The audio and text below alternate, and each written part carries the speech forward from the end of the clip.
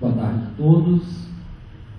Eu gostaria inicialmente de agradecer imensamente a organização deste evento, especialmente a esta universidade, esta Faculdade de Medicina, pelo convite que me foi feito para coordenar essa atividade que agora nós vamos iniciar.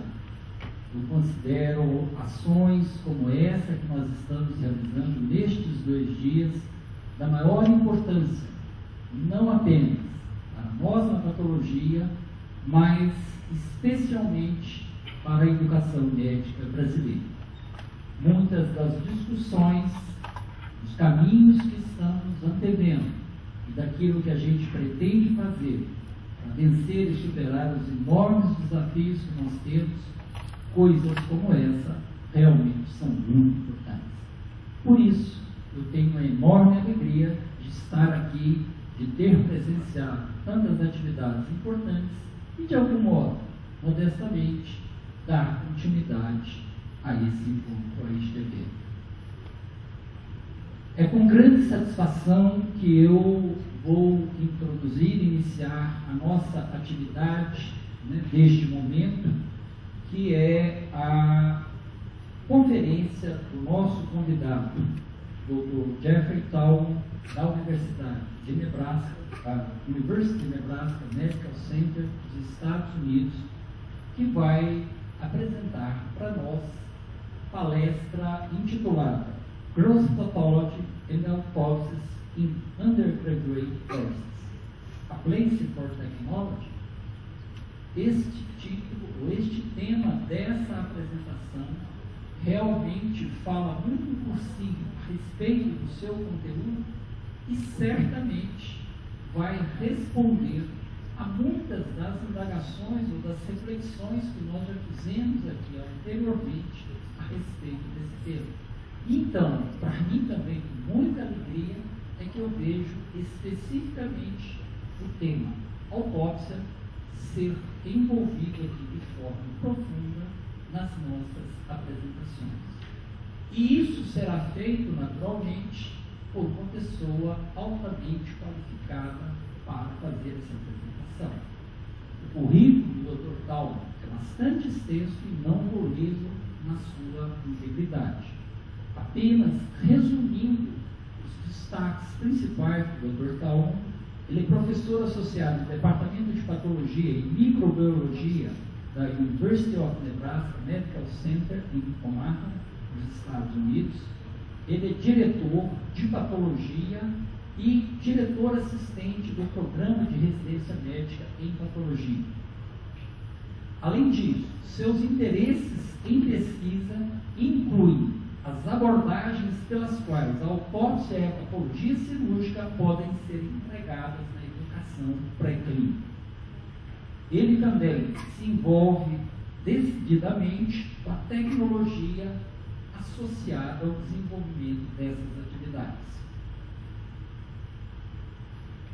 Além disso, ele participa de projetos para identificar benefícios, na formação dos residentes e o envolvimento desses residentes com os demais alunos de graduação de medicina e com outros residentes, ou seja, no sentido de envolver o trabalho do residente não só no seu aprendizado profissional, como também no envolvimento deles com o ensino. Está também envolvido com o desenvolvimento de um curso de patologia para estudantes do nível médio, ou seja, aquilo que geralmente aqui nós chamamos de uma atividade de extensão universitária. Não só o ensino superior, mas também o ensino médio.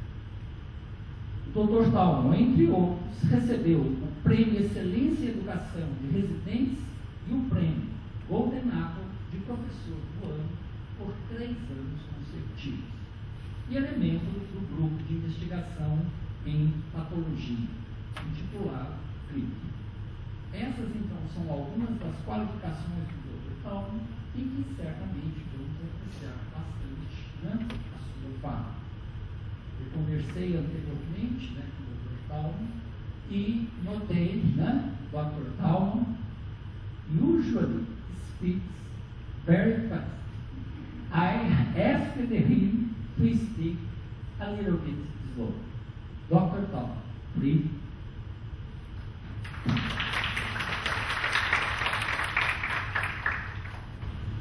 Okay, I've had less caffeine than usual, so I will probably speak a little bit slower. Usually I kind of bounce it all over. Before I start, just kind of a quick show of hands. Who here regularly uses autopsies to teach their medical students? I'm saying that most of their medical students see an autopsy, pardon the pun, live while they're in medical school. Okay. How many of you have used gross exhibits, wet gross exhibits for almost every laboratory? Okay, about the same number. This topic that I'm going to talk about today, the future of gross pathology and autopsies in undergraduate education, specifically looking at the potential for technology to help out. When I was first asked by Dr. Casey to talk about this, it was kind of, well, that's an interesting topic. I hadn't really thought much about it. And then shortly after I was asked to do this, we were having some construction done at my university, and our bank of specimens mysteriously disappeared. So I lost about 80% of the gross specimens that I typically used in wet labs previously. So now this became a very practical question for me. What was I going to do in my courses? So a little bit of this actually was very timely. Perhaps there was a higher power that was trying to tell me something. But that's kind of what I want to share with you is some things that we have done to solve some problems in terms of incorporating gross exhibits and autopsies into our education using technology as a potential solution. Okay. Just to kind of give you guys an example of where I come from, the picture up on the top, that is our medical school building. That is where all of our preclinical education is housed. This walkway right here actually connects to the clinical hospital to which we are attached. People actually have to go through the research building to get to the clinical wards. I think that's kind of similar. Actually, right here is an ice skating rink. I don't think an ice skating rink would get much use here in Katu, but it gets used way too much in Omaha. And this is the skyline of Omaha. Omaha is smack dab in the middle of the country, very close to Kansas City, where Dr. Danoff is from. Population, including the suburbs, is about 750,000. It is the largest city in the state of Nebraska. We're a rural state.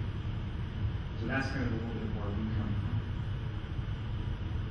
So if one would look historically at gross specimens in medical education and gross pathology, for a long time, gross pathology was medicine. Going back to Greek and Roman times, the examination of gross specimens was to characterize diseases, to prognosticate. It was what medicine was. As more treatments became available in the doctor's role, the physician's role changed from one of diagnosis to treating. Examination of specimens is relegated more to the pathologist, physician that specialized in that. Actually, for a long time, examining both specimens and autopsies was integral to the practice of medicine. Even Sir William Osler was known to have performed autopsies on his own patients. The last examination, if you will. Nowadays, again, gross teaching is very important in pathology education. But as I'll talk about as we go through, there are some challenges to regularly implementing the use of gross specimens and autopsies in current curriculum models. So why are gross specimens important? What is the value of them? Well, the saying is that a picture is worth 1,000 words. A model, a real example, is worth 1,000,000 words. A real gross specimen is a concrete example of the pathologic process. Students can touch it, they can feel it, they can hold it, it's tangible, it's three-dimensional. It allows them to use another one of the cognitive modalities, actually delving a little bit into the affective side of learning. There's something that has stronger resonance with students than just looking at a still photograph. When a student can actually poke the desmoplasia, an invasive ductal adenocarcinoma of the breast, they understand why it is that breast exams work and what they're looking at. It goes a lot further than just seeing a picture of a white tumor in a book. Gross specimens also allow for easy visualization of clinical manifestations of disease. If you think about it, a segment of colon from a patient that has Crohn's disease. If a student looks at that, they can understand why the person might have bowel obstruction, blood in their stool, or a fistula. It becomes clear to them just by looking and pulling that specimen. Also, one can talk about anatomic and surgical approaches to a given specimen or given disease, tissue planes, margins, why these things are important. And in many cases, institutions that have a large anatomic bank of specimens, there are a lot of rare diseases, and sometimes these are the only examples that med students might see in the flesh, so to speak. Pardon my bad.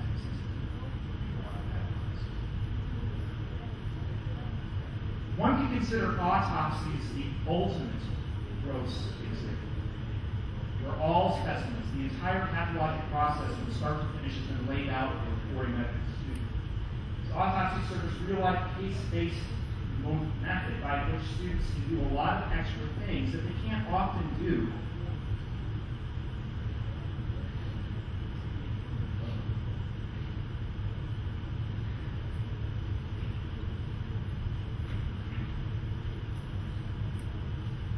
This is not a top.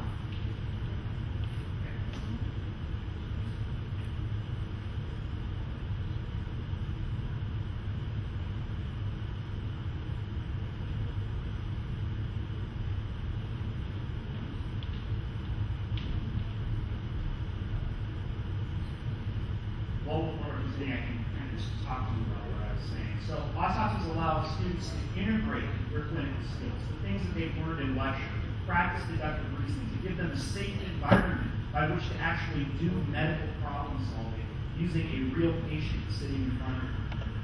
It also gives med students an opportunity to explore medical uncertainty, something that we, at least in the American medical system, do a very poor job of teaching our medical students how to handle uncertainty, diagnostic uncertainty, treatment failures, things of that nature.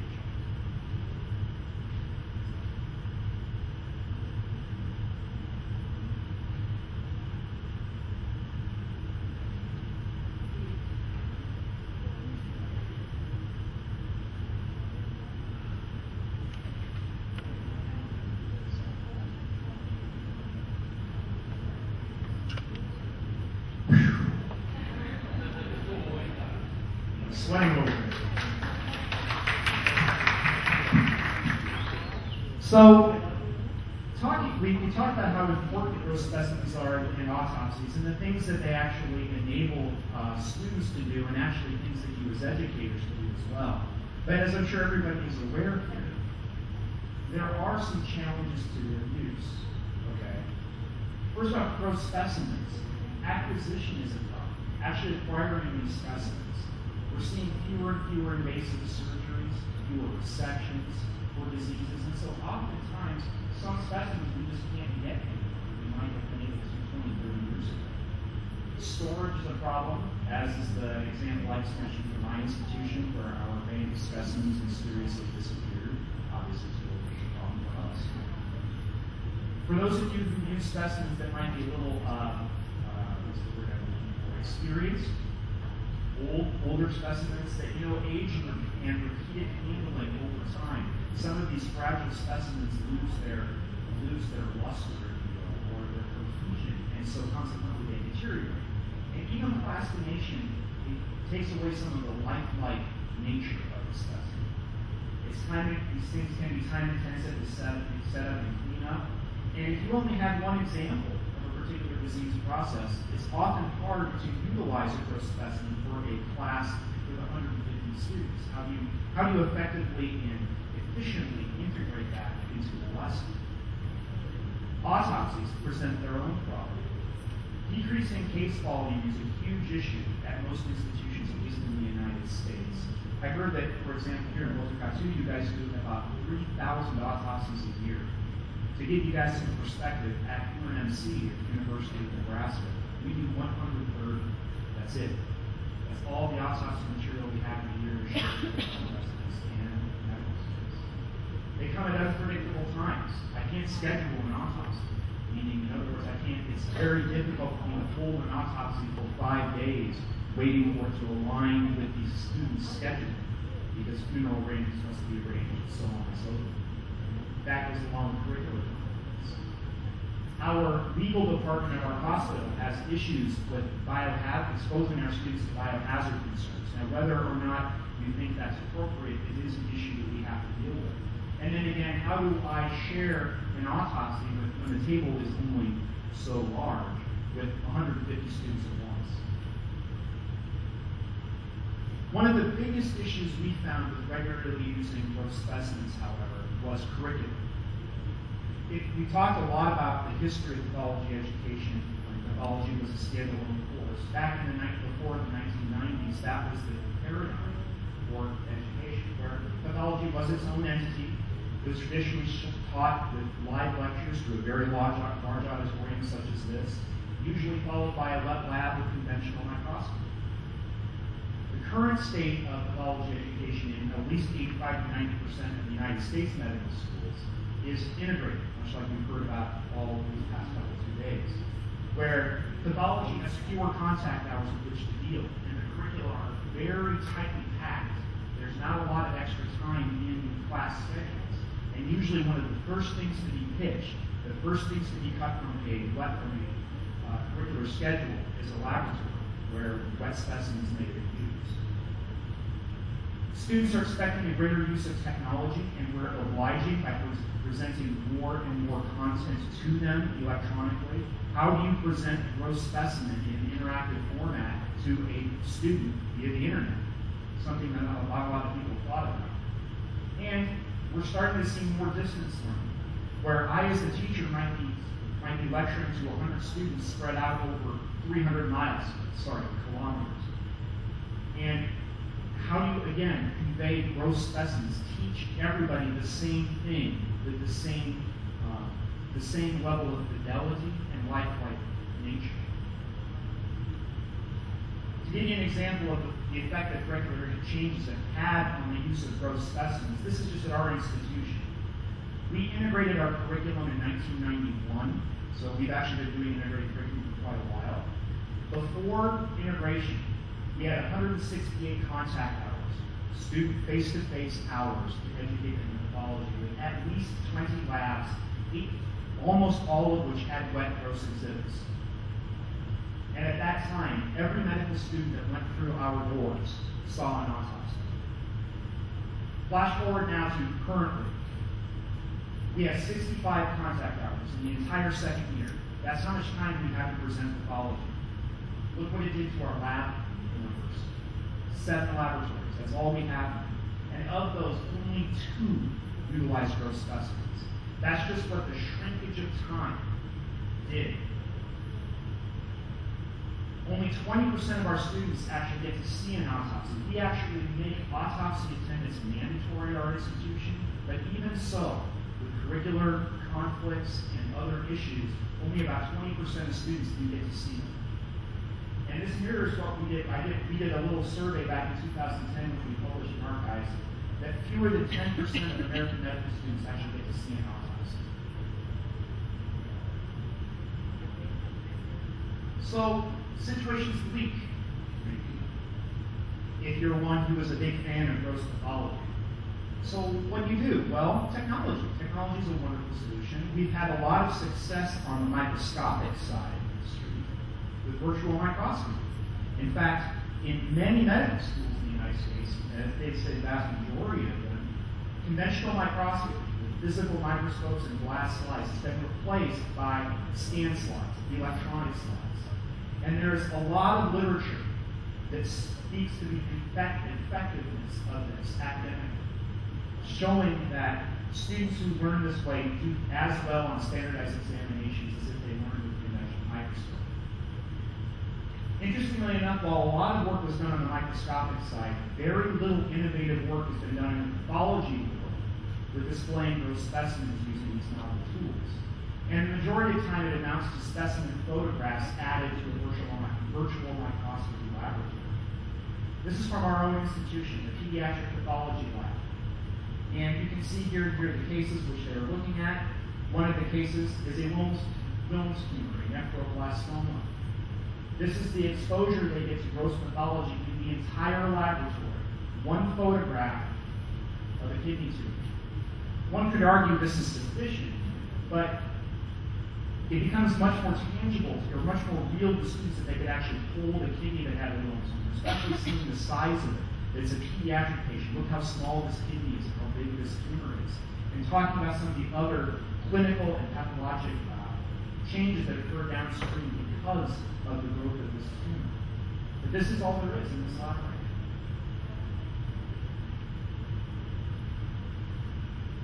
So if we're going to talk about using technology as a way to present those specimens, let's learn from our successes. Let's learn from virtual microscopy. What made it so successful, at least in American medical schools? What made it so useful? Well, web-based. That means that a student sitting with their iPad out on the quad or in a grassy field with Wi-Fi access could look at slides anywhere they want. Random on demand. 2 o'clock in the morning in your fuzzy bunny slippers and bathroom, you can look at their pathology slides.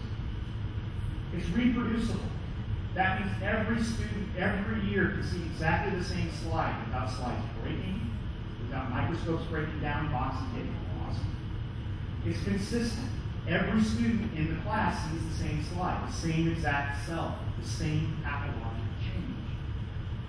Easily annotated. And the biggest thing, one of the biggest things that made virtual microscopy a success was the interactivity. Students can explore the slide just the same way they could as if the glass slide was on stage. I think this is probably one of the biggest things that made virtual microscopy so successful, is the interactivity. If we look again to the literature, and who has done innovative work in this field? Anatomy is a good place from which to draw lessons. The anatomists have apparently a lot of money and a lot of time on their hands. And so they have actually done quite a bit in terms of finding innovative ways to present anatomic structures and examples to their students. And these are just a few of them. I'm going to show you some examples of them. And then in the end, I'm going to kind of show you a way that we use kind of a melding of some of these in an actual unit that we give to our students. So, anatomists have been doing video demonstrations for a very, very long time. And this is a method that potentially one could use.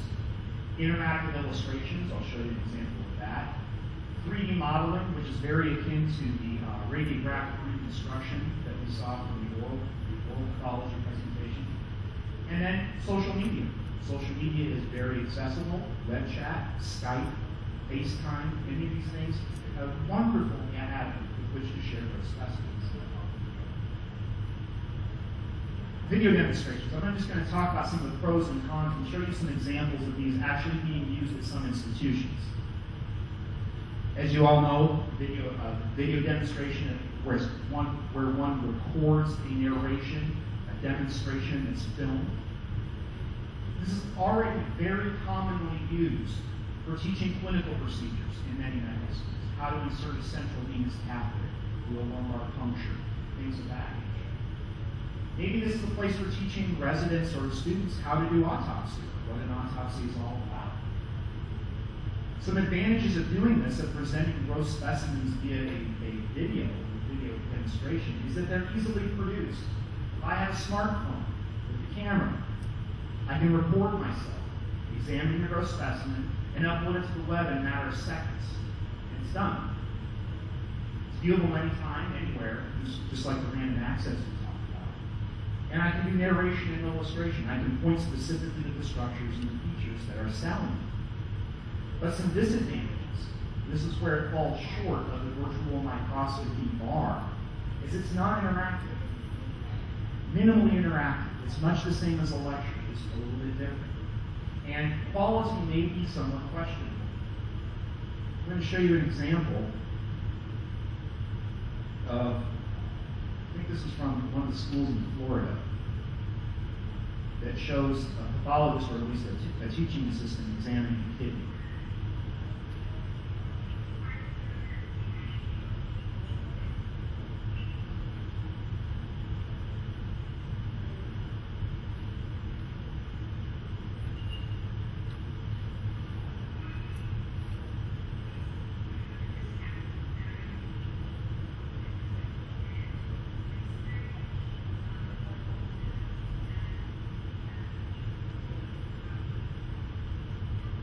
So you can see from that just kind of what the underlying philosophy is there. And you can see some issues with that. The quality is somewhat questionable in terms of if I was a student and I really wanted to see what she was pointing at up close, it's difficult. I'm being led on a guided tour of this sort. There's not a lot of chance for me to explore and look around and see some of the other things and maybe integrate some other areas of knowledge.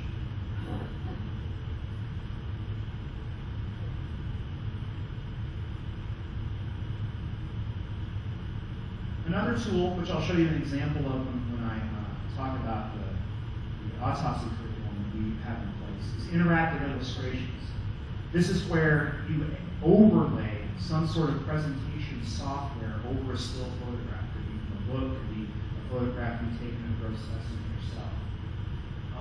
The advantages to doing things like this is it allows for annotation, and some of the programs allow you to embed quizzes and tests into them. So you can actually do on-the-fly assessment. There is some, at least minimal, interactivity. Students can poke around with the mouse and highlight different things and point things. And these things are very easy to embed in other media, PowerPoint presentations or other web-based presentation platforms. The big disadvantage of this is that there's no real-time interaction with an educator. It's all encapsulated in pill form on the web, and so there's no give and take. And while there's some exploration, it's not to the same degree that we see with virtual microscopy. And again, I'll show you an example of that. One thing that's a very hot topic in anatomy right now, and because not only do anatomists have a lot of money, but they have fancy cameras and powerful computers, is 3D modeling. Taking an anatomic structure and creating a digital three-dimensional model of it within the computer. Has not been done that much for it at all to any great degree with pathology specimens. In anatomy, what they do is they take a gross specimen and they place it on a platform of some sort and rotate it at regular angles, taking still photos of it. They then use any number of software programs, QuickTime VR, there are many out there, that actually stitch these images together into a 3D model, which they can then, in a computer, overlay annotations, quizzes, various things like that. The great advantage of this is it's interactive, it's three-dimensional. Students can turn it around in the computer, just like they would if they had it in their hand. And the 3D image is much more realistic. The disadvantage is some of the software is a little bit difficult to use. It's getting easier. And some of these file sizes are huge. So using them for every specimen you have probably is not an option unless you have terabytes of data, just data storage somewhere in your car. This is an example from one of the anatomy papers of what they were doing. They actually took a dissected hand, they put it on this little carousel, they rotated it at intervals of 25 degrees, and there's a still image of just a normal digital camera. They then put it into a computer software package, which rendered all of these images, and then put it together in a 3D model. Students can maneuver this with a mouse, turn it just as they would, as I said, in their hand. You can see their annotations laid over it, and even some quiz questions. So that's a possible tool. One group, I believe it was actually in Europe, has done this with path specimens. They just describe the procedure. They haven't actually, cannot find record of that, at least in the literature, using this in grade 3. But they took a kidney with hypertensive nephrosclerosis. You can see how granular that kidney is.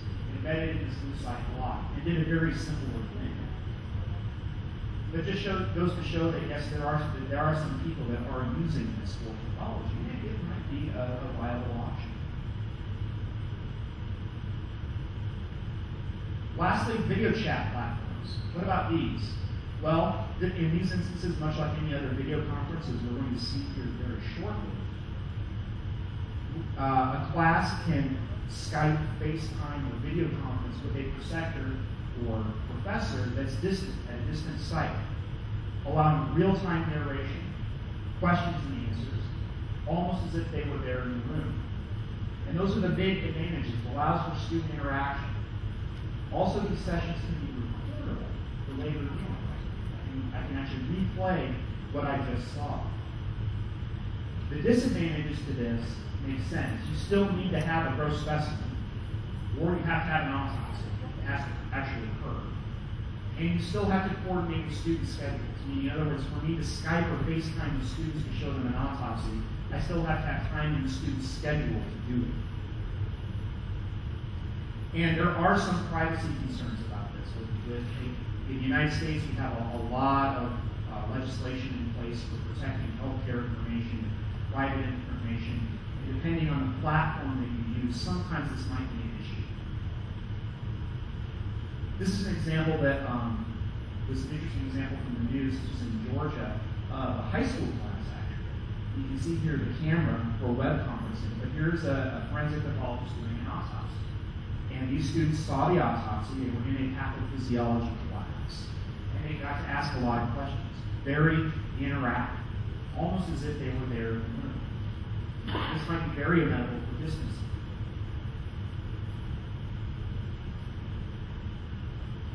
Other things in the future, virtual reality type simulations, using some of this data from the fancy radiographic tools like we talked about earlier, using CT scans to reconstruct three-dimensional models.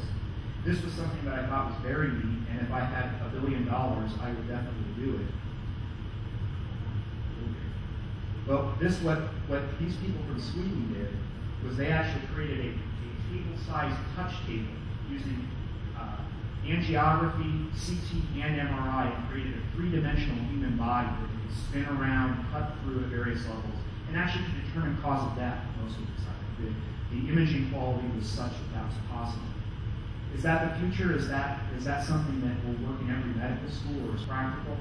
Maybe, maybe not. Definitely not at the current time. So using some of this for real. And we do utilize this at our institution. And it's in a program we call the e-autopsy. This came about because we were looking at the declining numbers of autopsies at our institution. And we were trying to figure out why this was. And one of the things we found was that part of the reason that autopsies were not being asked for was maybe because physicians, the treating physicians, didn't know what the procedure was, didn't know what the procedure was used for. That lack of physician familiarity and comfort might be partially responsible. And that was something that I, as a medical student educator, could perhaps fix. So what we decided was we were going to make viewing an autopsy mandatory, as I already mentioned. But the issue was because of low numbers and the fact that their curricula were so tight, we couldn't get them scheduled. And only about 20%, that was a good year, the 20% of students actually got to see one. So the solution we came up with was why not create an online experience that gives the same information, that tries to convey the same attitudinal type data or experience to students that they could view regardless of their schedule. And that's actually what we did. And I'll show you an example of this here.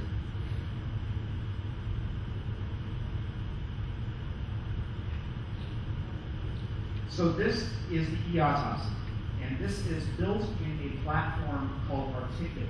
I don't know if any of you guys heard of Articulate.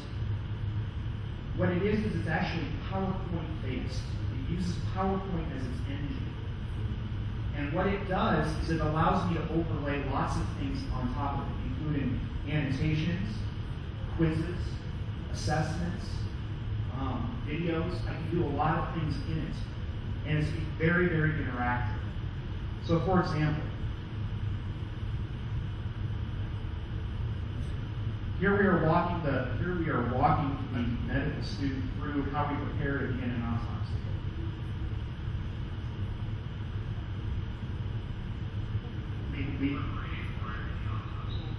And it's all annotated.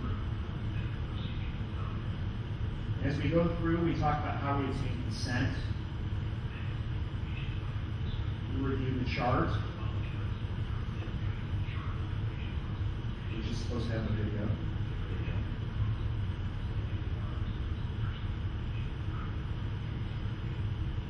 We step them through the process, basically, exactly as it would be if they were viewing an autopsy with me as a preceptor.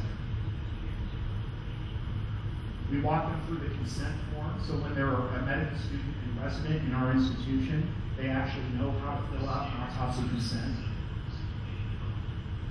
They're finished with a quiz, which we actually have them turn in the results. Actually, it's electronically transmitted to a central coordinator. So we not only know they did it, but how they did it.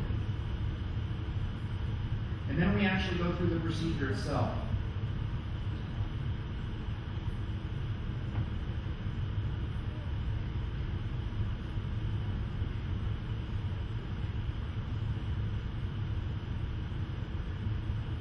With videos of the actual autopsy.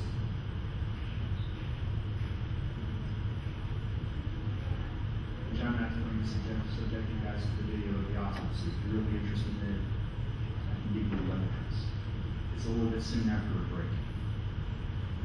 Following that, we actually present them with a real case. This is a case, this was an actual autopsy that we did.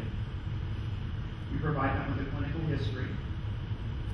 We make them, from the clinical history, deduce the appropriate questions or the appropriate data points from the clinical history. And then we show them gross microscopic photographs of the organs. And again, ask them questions about that, and ultimately what they would assign as cause of death. So this is kind of an example of using these tools to solve the problem.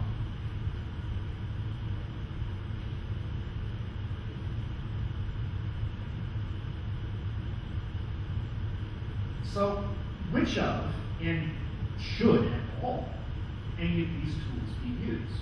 And this was actually a question that when I was trying to put together a funding proposal to my team to do this 3D modeling, because I wanted to do it and put it into the autopsy, the question that he asked me was, are you just doing it because it's neat? Because it's really cool and fun and you can do it? What's the reason? Why do you want to do it? Why? And it really brought home a point to me that when you get down to it, you should not use technology for technology's sake. Just because you can do something doesn't mean you should. And I think really, it should be that these tools should be used to solve a problem. Main questions to ask: is a gross photograph sufficient? One could argue in the pediatric pathology lab that I showed, perhaps a gross photo of the Wilms tumor, that one photograph, is enough. What do I wish to impart with this new tool? Just give information? Do I want to try to walk them through medical reasoning and synthesis of ideas, clinical pathological correlation? Or am I trying to convey some sort of attitudinal or affective concept to them, such as the value of an autopsy? Not just about why it is, or not about what the procedure is, but why it's important, why it is important to you as a future physician. What's the setting? Small group, lab, self-study, distance learning. These are all questions to ask. The main question, though, that I argue is the most important one is how much interactivity do you actually need? And it really comes down to what your goal is. If you're getting down to teaching affective concepts, and that's the reason why you're including a gross pathology example in a laboratory, to make the students feel something, to make the students have some sort of visceral reaction to it, and maybe pathology, maybe understand the disease process from a different perspective. You need a maximum amount of interactivity. In these instances, if you want to teach somebody an affective concept, probably a straight video presentation is not the best one to use. Other things to keep in mind: demographics of the class, increased user interactivity, meaning more exploration, is probably most advisable for distance learning and self-study, where the professor is removed. Giving them the chance to explore is probably more important. If you're in a proctored lab, it might not be necessary to have a lot of interactivity. The other question in determining if you should use these things is, what does the data show? What do the data show? Are these tools effective? Are they as effective as wet specimens, as a real physical example of an FEPat colon? Is it as effective at conveying certain things? Well, I talked about before, virtual microscopy is at least equivalent. It does pretty good, and that's one of the reasons why it's gained so much acceptance in American medical schools. If you look at virtual presentations of gross versus wet data in terms of academic performance on standardized exams, you'll be hard-pressed to find literature out there. There's been little to no comparison. So I guess the question is it effective? I have no idea, and nobody's really looked at it. Turning to our anatomy friends who've been using these tools for longer, most of their effectiveness data is based on surveys. The students liked it. It was nice to look at the internet as opposed to having to go to the anatomy lab. But they didn't really compare how well they did just using, say, for example, a computer model of the skull on a standardized board examination versus a real physical one. So in terms of the quantitative data, there's not a lot there. How about from an affective side, an emotional side? Well, again, little data, the few anatomy studies that are there, the ones that have done the most work in this, have shown that students usually have a favorable response. And they like it. Of course, I would like to sit at a computer rather than going to the smelly anatomy lab with the formalin and the disgustingness and all of that. I would like to do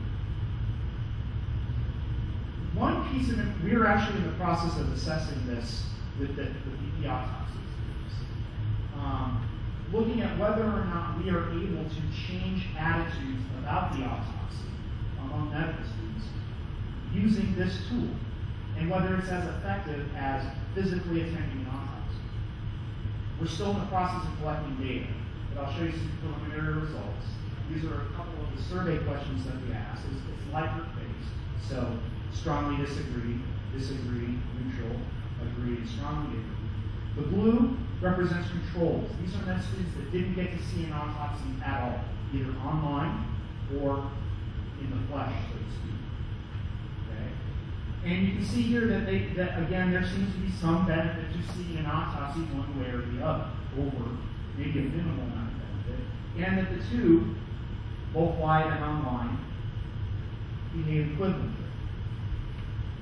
Interestingly enough, when you get to how comfortable, very attitudinal, very emotive, how comfortable would you feel asking a patient or their family to have an autopsy done? These are the control patients, right here. Okay? People who didn't see an autopsy at all.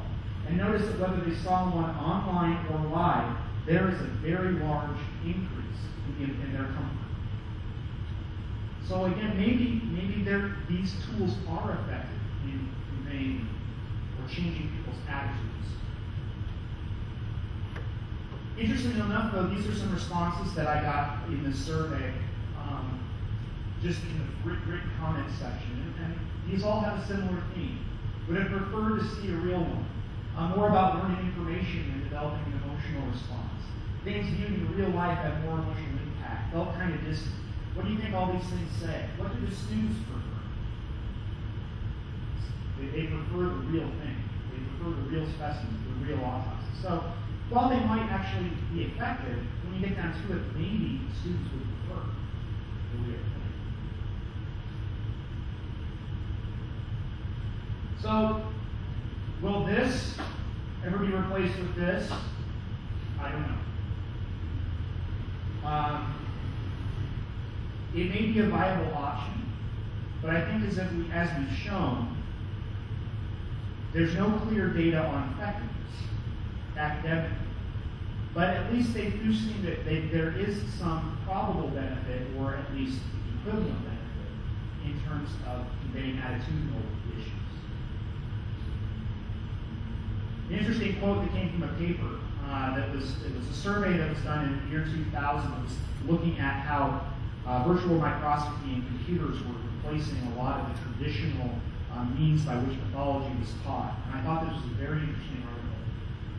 One area that is likely to suffer, again, with the institution of more computerized teaching, is morphology in general and the use of gross specimens. As a result, over-reliance on computer-assisted education may occur. And they said they worry that because there's more reliance on computers, that students will decrease in their ability to learn morphology. Whether this is true or not, nobody knows. The data hasn't borne it out completely, but at least for virtual microscopy, it seems like it's not. So, in the United States at least, the use of gross specimens is declining. It's becoming less common for various reasons. There are some tools out there that help that perhaps give us innovative ways to share gross pathology. Each has their own advantages and disadvantages, and probably has their place, each has their certain place depending on the need. But in the end, should they be used, I argue they should only be used to solve a particular problem. One of the key questions in selecting one is how much interactivity is needed. And we still aren't quite sure about the effectiveness of this. We're just starting to learn a little bit whether these virtual gross tools are as effective as we think. So I thank you guys very much for your hospitality. My time in Botswana has been incredible. This has been a great conference. I want to say, as I've been telling everybody up here, the conversations that we've had, the issues, everything are almost identical to what we talk about at home. Identical. So we're all on the boat together. Thank you.